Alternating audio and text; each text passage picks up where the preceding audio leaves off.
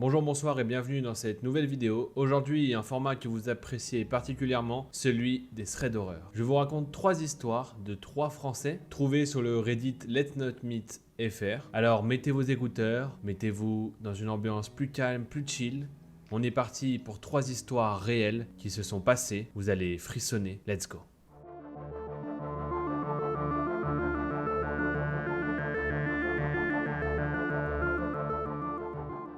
La première histoire, c'est l'histoire de Ophélie. Ophélie nous explique qu'au moment des faits, elle avait 19 ans et qu'elle habitait au Canada pour ses études. Mais aussi qu'elle habitait avec son amie d'enfance, Sarah, dans la même maison. Vers 20h-21h, quand Ophélie a terminé ses cours, elle décide de s'arrêter dans une petite boutique pour acheter des chips et des sucreries, des petites choses à grignoter quoi. Et en sortant de ce magasin, elle découvre un enfant qui doit avoir à peu près 7-8 ans qui est en train de pleurer. Et elle dit que comme une personne normale, elle va le voir pour essayer de comprendre pourquoi il pleure. L'enfant lui répond un peu de manière méfiante en lui disant qu'il a perdu ses parents et qu'il ne sait pas quoi faire. Donc Ophélie, voulant l'aider, lui demande simplement s'il connaît par exemple le numéro d'un de ses 2 parents. L'enfant, encore très méfiant, ne lui répond pas et Ophélie essaye de le rassurer en lui disant qu'elle ne lui veut aucun mal et qu'elle veut seulement essayer de l'aider. L'enfant finit par se calmer et répond à Ophélie qu'il ne connaît pas du tout le numéro d'un de ses 2 parents. Ophélie, à ce moment-là, elle se balade un peu dans la rue à la recherche donc des parents de cet enfant, mais elle ne voit personne. Donc elle décide au bout d'un moment d'emmener cet enfant à la police et elle tombe nez à nez avec un homme qui affirme connaître ce petit enfant. Il dit qu'il est un ami des parents et qu'il le cherche depuis longtemps.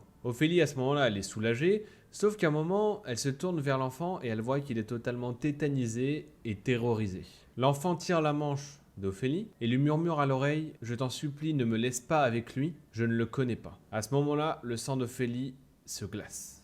Juste après, elle a une idée et elle demande à l'homme qui est en face d'elle d'appeler ses parents pour rassurer l'enfant. Sauf que le mec reste sans voix et qu'il n'arrive pas à répondre en fait, comme s'il cherchait ses mots, etc. À ce moment-là, Ophélie, elle comprend vraiment que cet homme ne connaît pas cet enfant et qu'il a sûrement des intentions très malsaines. L'homme commence à s'énerver et crie sur Aurélie en lui disant « Écoutez, donnez-moi simplement ce gamin ». À ce moment-là, elle tourne la tête et elle voit que l'homme est en train de sortir un couteau de sa poche. Elle dit qu'il est pratiquement 22h, que la ruelle est sombre et mal éclairée, et que par réflexe, elle attrape cet enfant et se met à courir vers chez elle avec l'enfant dans ses bras. Elle voit l'homme qui se met aussi à courir, mais après eux, et qui l'insulte de tous les noms. Ophélie arrive enfin devant chez elle, elle ouvre la porte et la referme le plus vite possible tout en fermant à clé. Elle arrive devant son amie Sarah qui vit avec elle et lui explique toute la situation. Sarah est aussi terrorisée. Ophélie se tourne à ce moment-là vers l'enfant et lui dit « Mais comment tu pouvais savoir que cet homme te voulait du mal ?» Et en fait, l'enfant explique qu'il avait convenu d'un code avec ses parents et que si quelqu'un venait vers lui et ne lui donnait pas ce code,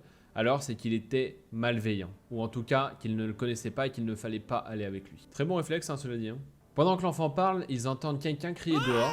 Ophélie se rue à la fenêtre et voit l'homme qui les a suivis jusqu'à devant chez elle, en train d'entrer dans son allée et se précipiter sur leur porte. Il commence à essayer de forcer la porte. Pendant ce temps, Ophélie et Sarah appellent la police et au bout de plusieurs minutes, l'homme arrête et dit simplement « Tu as gagné cette fois-ci, à bientôt ». La police finit par arriver et à retrouver les parents de cet enfant qui ont totalement fondu en larmes quand ils ont appris cette histoire. Quelques semaines plus tard, Ophélie et Sarah auront des nouvelles de la police qui les informeront qu'ils ont finalement arrêté cet homme qui était recherché pour kidnapping, séquestration et meurtre. Pfiou. Et comme j'ai dit déjà en commentaire sur le Reddit, sur le thread, bravo à toi pour ce réflexe. Morale de l'histoire, c'est bien de mettre un code avec ses enfants, mais c'est encore mieux quand on sait où sont les parents, quoi. Où étaient les parents, bordel? À 22h, un gamin est tout seul dans la rue. Qu'est-ce qui s'est passé, sérieusement? Morale de l'histoire, où sont les parents?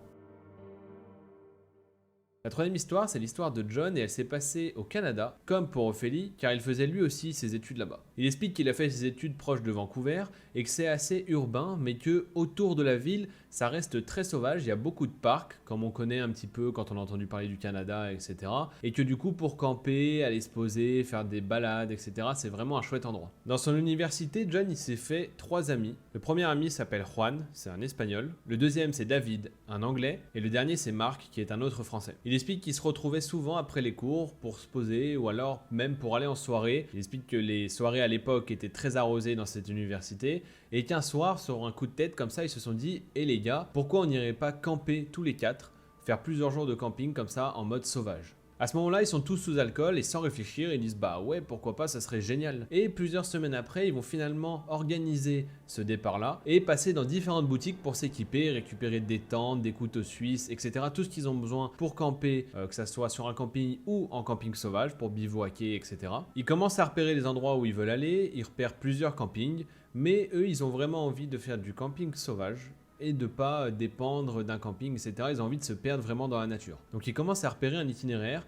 avec un super lac en plus où ils pourront se baigner et du coup s'installer et profiter. Il faut savoir qu'ils sont très prévoyants parce qu'ils ont prévu tout ce qu'il faut donc pour survivre, pour traiter l'eau, mais aussi ils ont prévu des fusées de détresse. Le jour J arrive, les 4 amis prennent la voiture, ils décident d'aller à leur point de départ qu'ils avaient défini ensemble. Et arrivé là-bas, ils décident d'une chose, vu que David et Marc portent les sacs qui ont la nourriture et Juan et John portent les sacs avec l'équipement, etc., ils ont décidé qu'ils ne doivent jamais se séparer, c'est-à-dire toujours rester en binôme minimum, rester avec l'un qui a la nourriture et l'autre qui a l'équipement, pour que au cas où s'ils se perdent, ils ne puissent pas se retrouver ni sans équipement, ni sans nourriture. Et comme je disais, ils sont très prévoyants puisqu'ils prennent même les numéros des gardes forestiers qu'on appelle rangers là-bas. Bref, tout est parfait, un séjour merveilleux les attend. Mais vous vous doutez bien que rien ne va se passer comme prévu. John y explique que les 2 premiers jours se passent très bien, il fait très beau, ils s'endorment tous les soirs sous une nuit étoilée, ils profitent à fond, quoi, ils sont dans un rêve. Au bout du 3e jour, Juan il commence à avoir un feeling un peu bizarre, vous savez, un peu ce feeling où on se sent mal à l'aise, où on se sent en danger, et ses amis essaient de le rassurer,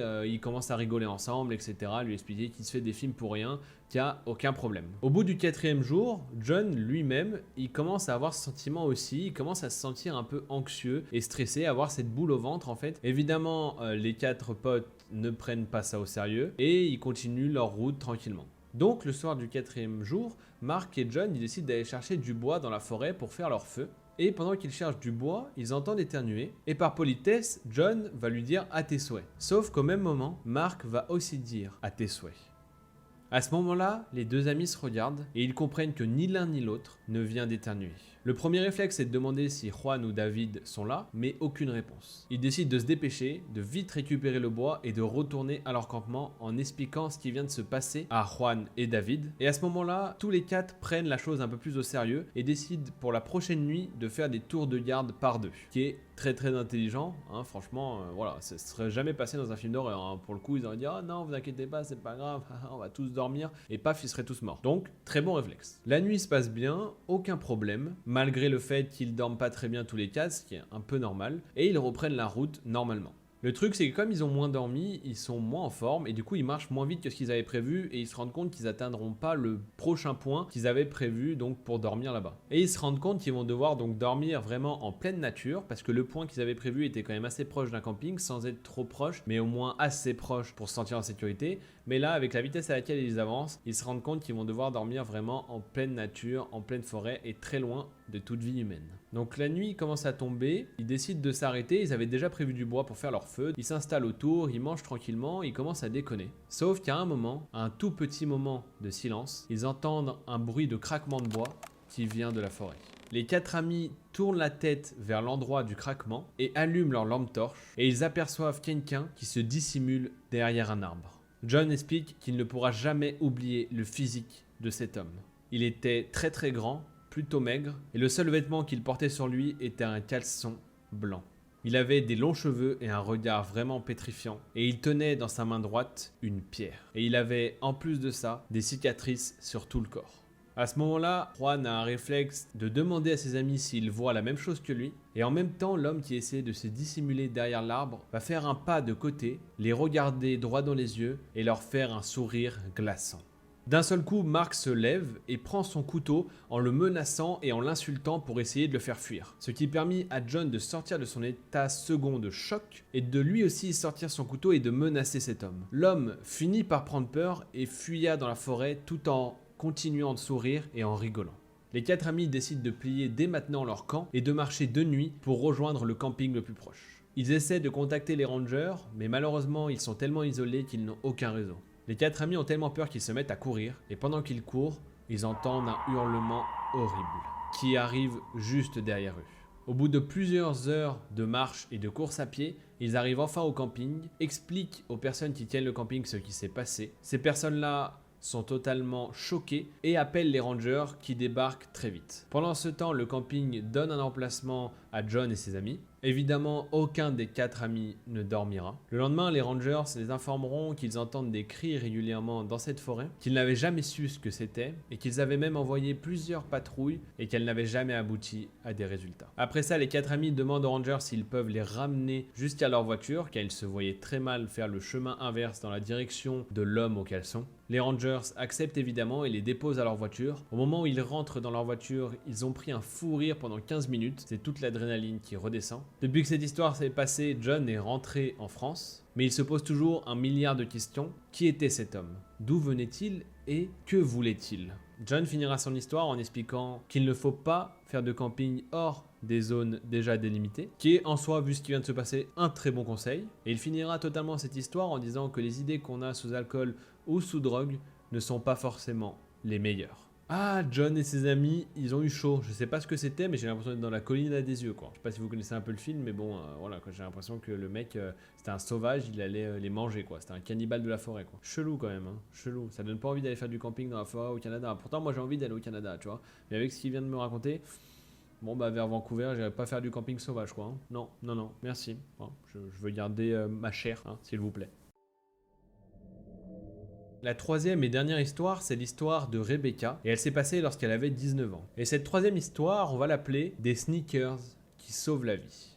Rebecca nous explique qu'elle habite dans une petite banlieue à côté d'immeubles, et qu'elle a toujours vécu là, et qu'elle connaît vraiment beaucoup de monde, et qu'elle était vraiment en confiance dans le secteur de son quartier, puisqu'elle y habite depuis toujours, et qu'elle avait l'habitude de s'y déplacer beaucoup à pied. Elle explique qu'à cette époque, elle sortait avec un garçon qui habitait à 30 minutes de chez ses parents en voiture, mais en transport en commun, c'était beaucoup plus long puisque ça prenait 1h30. Un jour, elle avait passé la journée chez lui et il était convenu avec lui qu'il la ramène une fois la journée terminée, en fin d'après-midi, début de soirée. Parce que Rebecca nous explique que les transports en commun jusqu'à chez elle le soir craignaient un peu. Sauf que pas de chance ce soir-là, au moment où son copain a ouvert un placard pour je ne sais quelle raison, le fer à repasser lui est tombé sur le pied et il lui était pour lui impossible de conduire et de marcher. Un fer à repasser qui tombe sur le pied, c'est quand même vraiment pas de chance. Je veux dire, qui dans cette vidéo a déjà eu un fer à repasser qui lui est tombé sur le pied et qui lui a empêché de marcher et tout? Franchement, pas de chance. Rebecca ne veut pas se faire ramener par son copain. Elle explique qu'elle ne pouvait pas dormir chez lui parce que le lendemain, elle avait cours et que surtout ses parents à ce moment-là n'étaient pas au courant qu'elle avait un copain et qu'elle était chez lui. Donc Rebecca étant consciente du danger, elle décide quand même de prendre les transports pour rentrer chez elle et son copain qui était lui aussi conscient des dangers lui explique que si elle doit passer par une ruelle qui n'est pas très bien éclairée ou qu'elle se sent en danger, qu'elle n'hésite pas à l'appeler. Donc la voilà partie pour 1h30 de transport, elle explique qu'elle restait dans les wagons où il y avait plus de monde et en priorité des femmes, mais petit à petit qu'elle approche de sa gare à elle, et les wagons se vident et il y a de moins en moins de personnes. À tel point qu'arrivée vers sa gare, il ne restait que 3 personnes, dont elle, et qu'il était déjà maintenant 23h, et qu'en quelques secondes les 2 personnes qui étaient avec elle dans les wagons ont totalement disparu, sont parties à leurs occupations. À partir de la gare, Rebecca elle a une marche de 15-20 minutes pour rentrer chez elle, et elle explique que ce chemin elle a l'habitude de le faire puisqu'elle le fait très régulièrement dans les 2 sens, à pied. Elle explique que ce soir-là, elle avait des bonnes chaussures et qu'elle se voyait bien marcher très vite et que cette distance-là lui paraissait pas si longue que ça au final puisqu'elle pouvait marcher très vite. Et qu'en plus, elle était quelqu'un de très sportive, donc ça lui poserait aucun problème de faire très vite cette distance. Pour se rassurer, elle décide de mettre des écouteurs et de mettre de la musique. Elle explique qu'en sortant de la gare, il fallait qu'elle traverse un parking pour arriver sur la rue principale pour pouvoir aller direction chez elle. Donc elle commence à traverser ce parking et elle aperçoit une silhouette au loin, un homme encapuchonné qui sort un peu de nulle part et qui a les mains dans les poches. Elle dit qu'il n'était pas très impressionnant parce qu'il n'était pas très grand, il avait pas l'air très musclé, bref. Elle se méfie quand même de lui parce que maintenant ils sont seuls tous les deux. Elle explique qu'elle a gardé dans un coin de sa tête que peut-être il la suivait, mais pour l'instant elle se faisait pas de film et de toute façon elle s'est dit qu'elle allait être vite fixée parce qu'arrivée sur la route principale il y a 2 chemins. Soit le chemin à gauche qui ramène jusqu'à chez elle, soit le chemin à droite qui est le plus emprunté puisqu'il ramène vers la ville, là où la plupart des gens vivent Et il y a très peu de gens qui empruntent justement le chemin de gauche que Rebecca va elle-même emprunter. Elle explique que sa petite ville, il y a quand même très peu de mouvement le soir et qu'après 20h c'est très calme et que comme c'est justement une petite ville, elle connaît vachement de monde et que là, cette personne, elle le connaît pas. Et qu'elle se dit que s'il prend la même direction qu'elle, c'est qu'il est bel et bien en train de la suivre. Quelques minutes après avoir pris à gauche vers chez elle, elle se retourne et remarque que cet homme est toujours en train de la suivre. À ce moment-là, elle commence à paniquer, mais respire un bon coup et se dit qu'elle doit réagir le plus vite possible car elle est toute seule dans la rue, dans des endroits pas forcément très éclairés, avec cet homme qui la suit derrière elle. Elle explique qu'à ce stade où elle est actuellement, elle doit traverser un pont et rejoindre un rond-point, et qu'une fois passé le rond-point, elle devait faire une petite montée pour enfin arriver devant chez elle. Et elle explique aussi qu'avant ce rond-point, il n'y avait aucune habitation, seulement une petite forêt qui longeait la route, et que du coup elle ne pouvait sonner chez personne pour demander de l'aide, et qu'il lui restait encore 12 minutes de marche jusqu'à chez elle. Donc elle se dit à ce moment-là qu'en traversant ce fameux pont qu'elle doit emprunter, en marchant très vite, elle pourra peut-être le semer ou en tout cas le distancer. Elle explique qu'il avait pas l'air très sportif et que elle, comme encore une fois, elle avait des bonnes chaussures, elle pouvait marcher très vite. Donc elle décide de tenter le coup, elle accélère très très fort sans courir sur le pont, et effectivement ça marche, quand elle se retourne, l'homme est à plus de 20 mètres d'elle et elle se sent déjà un peu rassurée. Mais elle ne baisse pas non plus sa garde. Au même moment, elle décide d'appeler son petit ami pour lui expliquer ce qui se passe, mais elle n'a pas le temps de vraiment lancer l'appel qu'elle a d'un coup un pressentiment très mauvais. C'est comme si dans sa tête, elle avait entendu une voix qui lui disait « retourne-toi ». Et en effet, au moment où elle se retourne, son sang se glaça. L'homme n'était plus qu'à 10 mètres et il courait vers elle. À ce moment-là, elle est prise de panique, elle court le plus vite possible dans la direction de chez elle, tout en tournant la tête toutes les 2 secondes pour voir où il est et s'il n'arrive pas à la rattraper. Mais au bout d'un moment, ce que l'homme a fait, ça l'a encore plus fait flipper. En fait, il a pris un petit chemin dans la forêt qui débouche sur la même route qu'elle, mais quelques mètres plus loin. Elle explique donc qu'à ce moment-là, il fait nuit noire, qu'elle ne voit pratiquement rien, qu'elle ne sait pas à quel moment cet homme peut sortir de ce chemin, mais qu'il peut surgir à n'importe quel moment. Rebecca, qui a peur justement de ce scénario, décide de courir en plein milieu de la route en s'écartant le plus possible de la sortie de ce chemin et du trottoir sur lequel elle se trouve. Elle était tellement concentrée sur sa course qu'elle n'a pas remarqué qu'une voiture arrivait derrière elle. Au moment où elle s'en est rendu compte, elle s'est finalement rabattue. L'homme qui était dans la voiture s'est arrêté à son niveau et lui a demandé ce qu'il se passait car il avait vu quelqu'un lui courir après et il voulait savoir si tout allait bien. Rebecca, qui a totalement le souffle coupé et qui n'arrive pas à aligner 3 mots, arrive seulement à lui dire qu'il la suit depuis la gare. L'homme ouvre directement sa portière, elle saute dans la voiture sans réfléchir et part avec cet homme. Je sais ce que vous pensez. Vous pensez peut-être que cet homme n'est pas bienveillant non plus. Eh bien, c'est ce que nous allons voir tout de suite. À ce moment-là, Rebecca réagit quand même et elle se dit « Mais putain, je suis monté dans la voiture avec un homme que je ne connais pas, je n'aurais jamais fait ça de base, mais là j'étais tellement paniqué, je suis monté avec lui, peut-être que lui aussi est chelou, on sait pas. » Sauf que l'homme commence à la rassurer, il commence à lui dire qu'il est présent et que maintenant elle est en sécurité donc elle n'a pas à s'en faire. Il demande à Rebecca où elle habite pour pouvoir l'y déposer et lui demande ce qu'elle faisait ici toute seule à une heure pareille. Elle lui explique donc d'où elle vient et ce qui vient de se passer et l'homme parut vraiment inquiet et à la fois soulagé d'avoir trouvé Rebecca et d'avoir pu l'aider. Finalement, l'homme la raccompagna jusqu'à chez elle, jusqu'à devant chez elle. Rebecca ne se souvient pas combien de fois elle l'a remercié et en effet, nous aussi, on te remercie si jamais tu passes par là parce que ce que tu as fait, c'est génial. Merci à toi d'avoir aidé Rebecca.